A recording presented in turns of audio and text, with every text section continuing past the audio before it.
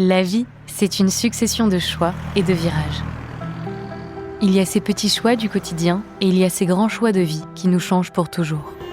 Il y a ces petits virages du métro sur la route du boulot et il y a ces grands virages qui emmènent vers des terres inconnues, vers des projets à construire et des personnes à servir. Partir avec Fidesco, c'est oser faire un grand choix et prendre un grand virage avec sa foi, ses talents et son cœur. Les besoins sur le terrain sont immenses et quelque part, votre présence peut tout changer. Pour en savoir plus sur le volontariat, inscrivez-vous à l'une de nos visiodécouvertes sur www.fidesco.fr. Dans l'évangile de Jésus-Christ, selon saint Matthieu. Quand Jésus apprit l'arrestation de Jean le Baptiste, il se retira en Galilée, il quitta Nazareth et vint habiter Capharnaüm, ville située au bord de la mer de Galilée, dans le territoire de Zabulon et de Nephtali. C'était pour que soit accomplie la parole prononcée par le prophète Isaïe. Pays de Zabulon et pays de Nephtali, route de la mer et pays au-delà du Jourdain, Galilée des nations. Le peuple qui habitait dans les ténèbres a vu une grande lumière. Sur ceux qui habitaient dans le pays et l'ombre de la mort, une lumière s'est levée. À partir de ce moment, Jésus commença à proclamer « Convertissez-vous, car le royaume de Dieu est tout proche. »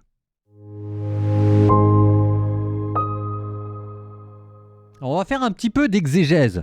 Il y a des paroles d'Isaïe qui ont été prononcées et je pense qu'il y a quelques mots, je ne suis pas sûr que c'était bien compris par tout le monde quand on parle de Zabulon, de Nephtali et peut-être même de Capharnaüm.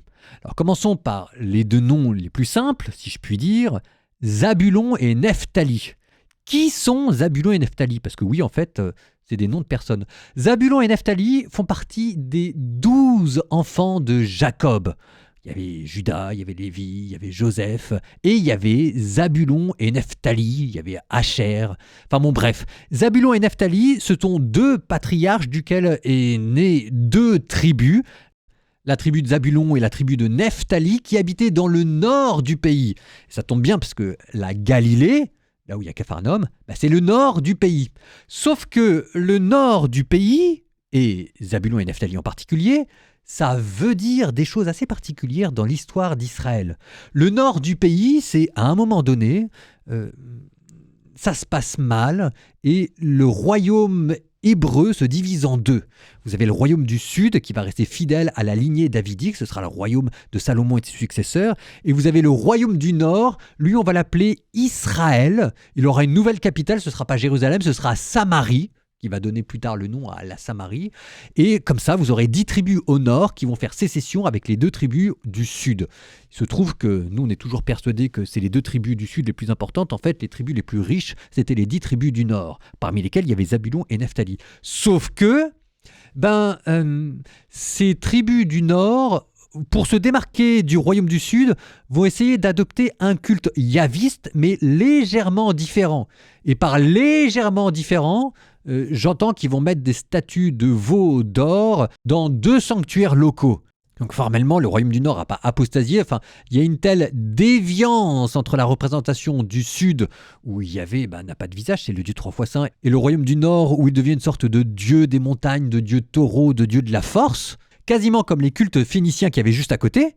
Bon, et il se trouve que ce royaume du Nord, qui était plus riche, plus puissant, il était aussi plus proche des ennemis d'Israël. Alors nous, on pense toujours à Jérusalem, au royaume du Sud, et pour nous, les grands ennemis, c'est Nabuchodonosor et les Babyloniens qui vont venir détruire Jérusalem, et on a raison. Mais pour le royaume du Nord, c'est l'empire avant Babylone. L'empire avant Babylone, c'est les Assyriens. Et alors les Assyriens, hop. Si jamais il fallait choisir entre les Assyriens et les Babyloniens, laissez-moi vous dire, tout le monde prend les Babyloniens. Les Assyriens, ils empalaient tous les ennemis pour frapper les régions avoisinantes de terreur. Comme ça, quand ils arrivaient quelque part, ils faisaient tellement peur aux gens que les gens se rendaient sans combattre. Et ils déportaient tout le monde pour avoir la paix. Et Nabulon et Nephtali se sont fait déporter. D'ailleurs, pas que elles, les 10 tribus du Nord se sont fait déporter. Et donc là, il faut imaginer que ce pays-là, la Galilée, est sous emprise assyrienne, en plein milieu syncrétique, avec des Juifs qui se cachent parce que c'était peut-être les descendants du royaume du Nord. Ils avaient peut-être un culte un peu différent, mais ils s'en sont pris tellement plein la figure qu'ils osaient même plus dire qu'il était juif. Et c'est là où vous allez avoir un prophète qui va être à Jérusalem et qui va prédire la ruine de la Syrie. Et ce prophète s'appelle Nahum. Caphar Nahum. Nahum, ça veut dire la consolation. Et donc quand Jésus va à Capharnaüm, la maison de la consolation, pour dire aux tribus perdues de Zabulon et de Nephtali, le peuple qui habitait dans les ténèbres a vu une grande lumière, c'est à ça que pense un juif à l'époque de Jésus. Parce qu'un juif à l'époque de Jésus, la Syrie, la Babylone, l'Empire romain, tout ça c'est toujours et partout la même histoire qui se répète. Et voilà qu'au milieu de cette même histoire qui se répète, on vous dit le royaume des cieux arrive. Alors vous allez me dire, tout ça c'est bien beau, c'est de l'exégèse, et nous, en quoi ça nous concerne ? Peut-être un peu plus que ce qu'il n'y paraît. J'observe que pour beaucoup de Français, j'ose pas me prononcer pour les autres pays, mais peut-être que c'est la même chose dans d'autres pays, au Canada, en Belgique, ou bien au Congo, j'en sais pas quoi, mais en tout cas en France, il y a une certaine forme de nostalgie de ce qu'a été la France, et de ce qu'elle est maintenant. Mettez ça dans un coin de votre tête, d'accord ? Et maintenant, relisez l'Évangile, et vous allez voir s'il vous dit la même chose. Faites ça, vous allez voir.